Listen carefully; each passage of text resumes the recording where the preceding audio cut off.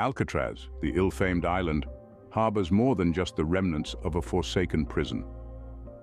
Perched in the heart of San Francisco Bay, the island of Alcatraz holds a storied past that moves beyond the mere confines of its once formidable prison. Before it became a symbol of the ultimate punishment, Alcatraz served as a military fortification. In the mid-19th century, as America braced for the potential threat of war, Alcatraz was fortified with long-range artillery, earning it a reputation as one of the most formidable military garrisons on the West Coast. As the years passed and the threat of war waned, Alcatraz found a new purpose. The island's isolated location, coupled with the treacherous, icy waters of the San Francisco Bay, made it an ideal site for a military prison. Here, men who had committed crimes within the armed forces found themselves confined to a rock in the middle of the sea, a chilling reminder of the consequences of their actions. However, the story of Alcatraz was far from over. In the early 20th century, it morphed again, this time into a federal prison. It was here that some of the nation's most notorious criminals, men like Al Capone and George Machine Gun Kelly, were held, their infamous names adding to the island's chilling lore. Yet Alcatraz was more than a prison. It was a rock in the sea, a place where the line between punishment and isolation blurred. It was a place where the relentless Pacific winds whipped across the rocky outcrop, carrying with them the echoes of the past, the whispers of the men who once called this place home. Often dubbed as the Rock, its chilling tales rise far above its cold, hard walls. For Alcatraz is a testament to our history, a stark reminder of our capacity for punishment, and a haunting echo of the past that continues to resonate in the present. Alcatraz, a name synonymous with desperation and hopelessness, a place where the worst of the worst were sent. This gloomy island fortress, often shrouded in the thick fog of the San Francisco Bay, was once home to the most notorious criminals of the 20th century. Among its infamous residents was none other than Al Capone, the Chicago mob boss known for his ruthless criminal empire. Here, stripped of his power and influence, he was just another number, another faceless inmate trying to survive the harsh reality of Alcatraz. And it was harsh. The cold, damp cells, the strict discipline, the isolation. Everything about Alcatraz was designed to break the spirit of the men who found themselves there. It was a place where hope was a scarce commodity. The rules were rigid and uncompromising. No talking during meals, lights out at 9:30, and worst of all, the dreaded solitary confinement where inmates were left alone with nothing but their thoughts and the chilling darkness. The prisoners of Alcatraz weren't just serving time. They were engaged in a constant battle against despair, the relentless monotony of prison life, the crushing loneliness, the constant threat of violence. All of these factors conspired to make Alcatraz a living nightmare for its inmates. Among the many who found themselves in this hellish environment were hardened mobsters, cold-blooded killers, and incorrigible troublemakers. Yet, despite their criminal pasts, many of these men were unprepared for the mental and emotional toll that life on Alcatraz could exact.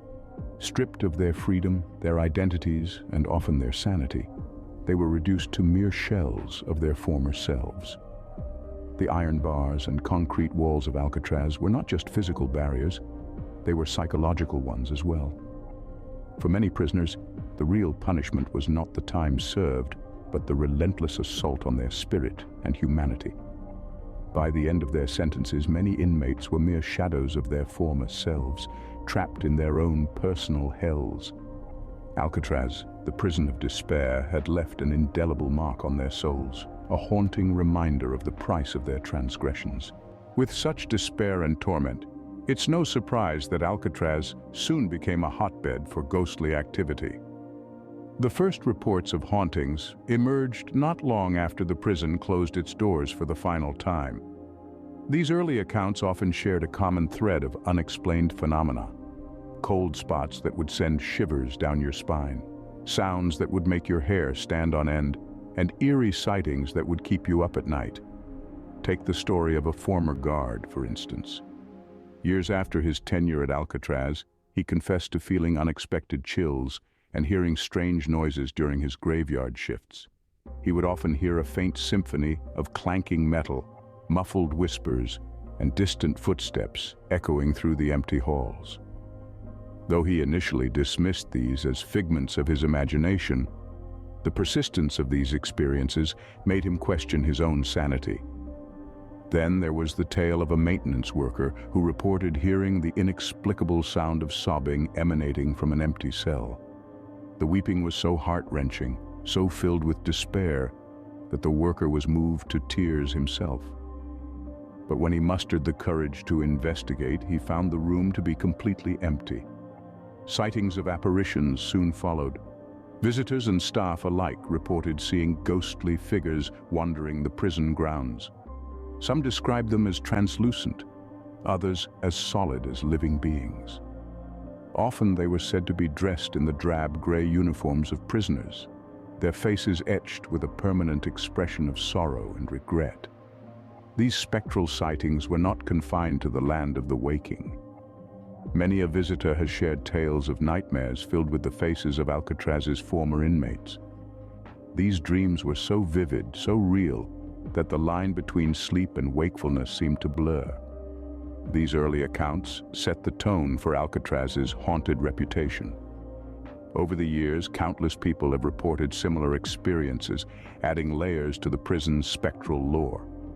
Each story, each encounter, has only served to deepen the mystery of Alcatraz.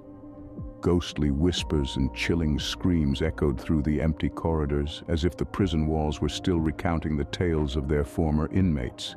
Among the many eerie spots in Alcatraz, Cell 14D stands out for its notorious reputation. This cell, part of the infamous D Block, is steeped in chilling legends that would make even the bravest soul shudder. Cell 14D, known as the Hole, was a solitary confinement cell, a place of punishment for the most unruly inmates. The stories that have emerged from this tiny, cold, and dark cell are nothing short of terrifying. Perhaps the most well-known tale is that of an inmate who was thrown into Cell 14D for causing trouble. As the story goes, during his first night in the cell, his screams echoed through the corridors. He was pleading for his life, claiming that a creature with glowing eyes was trying to kill him. The guards dismissed his cries as mere hallucinations, a product of the intense isolation and darkness.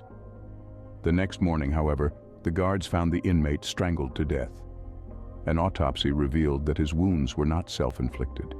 His eyes bore a look of absolute terror. But the most chilling part of this tale, the head count was correct the night before. There was no other inmate who could have possibly entered his cell. To add to the eerie nature of Cell 14D, guards have reported seeing a creature, matching the description given by the deceased inmate on several occasions. A dark figure with glowing eyes lurking in the corners of Alcatraz. Visitors and staff alike have shared experiences of unexplainable phenomena in Cell 14D. A sudden drop in temperature, a feeling of being watched, and an overwhelming sense of dread are commonly reported. Some claim to have heard whispers, while others have felt an unseen hand touch their shoulder. Despite the fact that Alcatraz has been closed as a prison for over half a century, the chilling aura surrounding Cell 14D remains. Whether these stories are the result of overactive imaginations or something more supernatural, no one can say for sure. To this day, visitors report feeling an intense cold and a heavy dread upon entering Cell 14D. Whether you're a believer in the paranormal or a staunch skeptic, Cell 14D is certain to send a chill down your spine. Even in death, it seems Al Capone couldn't escape the confines of his Alcatraz cell. The infamous Al Capone, also known as Scarface, is a name synonymous with the tumultuous era of Prohibition in America. His reign as a notorious gangster and bootlegger was abruptly ended when he found himself behind the harsh, cold bars of Alcatraz. But even after his demise, his presence is said to linger within these prison walls. Many have reported hearing the soft, mournful strumming of a banjo echoing through the corridors of Alcatraz. This spectral music is attributed to Capone, who, during his time in prison, picked up the banjo as an escape from his grim reality. He would often retreat to the prison showers, a location he deemed safe from potential assassins, to practice his newfound hobby. The ghostly tunes are said to be most audible in the dead of night, when the only other sounds are the rustling of the wind and the distant crashing of the waves against the rock. The haunting melody, a stark contrast to the otherwise unforgiving environment of Alcatraz, sends shivers down the spines of those who dare to listen. But why does Capone's spirit remain? Some say it's his way of making amends, a spectral serenade as an apology for his past crimes. Others believe his spirit is trapped, forever confined to the prison that marked the end of his powerful reign. Even prison guards, hardened by years of dealing with the toughest criminals, have reported hearing the spectral strumming. One officer, in the late hours of the night, claimed to have seen a figure, translucent and almost ethereal, sitting in the showers, a banjo cradled in its arms. The figure looked up, and the guard was met with the unmistakable, haunting gaze of Al Capone. Capone's haunting melody still echoes through Alcatraz, a chilling reminder of the prison's notorious past. Alcatraz's somber history has left an indelible mark on the island, which continues to haunt visitors to this day. The legacy of Alcatraz is not only etched in stone, but also in the memories and experiences of those who dare to visit. Today, the island offers ghost tours, an eerie journey through the past, where the veil between the living and the dead seems precariously thin. These tours are not for the faint of heart. They take you through the notorious cell blocks, mess hall, and into the chilling isolation units. Guides share spine-tingling tales of the prison's haunted history, echoing with the whispers of long-dead inmates. These stories are not just tales spun for the thrill-seeking tourist. They're based on the very real experiences of visitors who felt a cold hand on their shoulder or heard the distant clanging of cell doors where no one else was around. One such story comes from a visitor who felt an icy chill sweep over her as she stood in the prison's library. She turned around, expecting to see a drafty window, but instead saw nothing. The cold sensation lingered, a spectral reminder of the island's tormented past. Another visitor, while exploring the cell block, heard the faint strains of harmonica music. It was a tune he recognized, an old jazz standard popular in the 20s, but when he looked around, there was no one else in sight. Could it have been the ghost of Al Capone, once a keen harmonica player, serenading the empty cells? Yet another tale tells of a man who felt a sudden weight on his chest as he entered the infirmary. He struggled to breathe, feeling as though he were being suffocated. The sensation lifted as soon as he stepped back outside, leaving him deeply shaken. These are just a few of the countless stories that add to the eerie legacy of Alcatraz. As the sun sets and the fog rolls in, Alcatraz transforms from a tourist attraction into a ghostly relic of its tormented past. The chilling tales of Alcatraz serve as a stark reminder of a time when humanity was lost within its walls. This ominous island, once a beacon of despair, now stands as a monument to the darker side of our history. A history that whispers through the cold, damp corridors, echoing the stories of those who once called this prison their home. As we've journeyed together through the haunting narrative of Alcatraz, we've encountered tales of despair, of suffering, of the supernatural. We've heard the chilling notes of Al Capone's spectral banjo, felt the icy grasp of the unseen in the dreaded cell 14D, and traced the footsteps of the countless souls who found themselves trapped within these stone confines.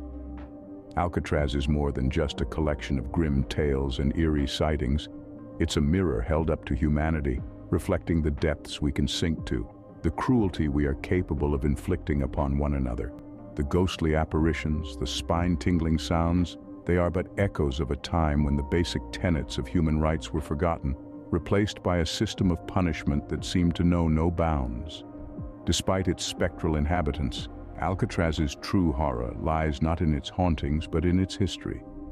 The real terror stems from the living, breathing men who were stripped of their dignity, their freedom, and in many cases, their sanity. These were men who, in their darkest moments, were reduced to mere shadows of their former selves. Yet in the face of this grim reality, there's a certain haunting beauty to Alcatraz. It serves as a potent reminder of our past, a stark warning against repeating the same mistakes. Its haunting history is a testament to the indomitable spirit of humanity, to our capacity for resilience in the face of unimaginable hardship.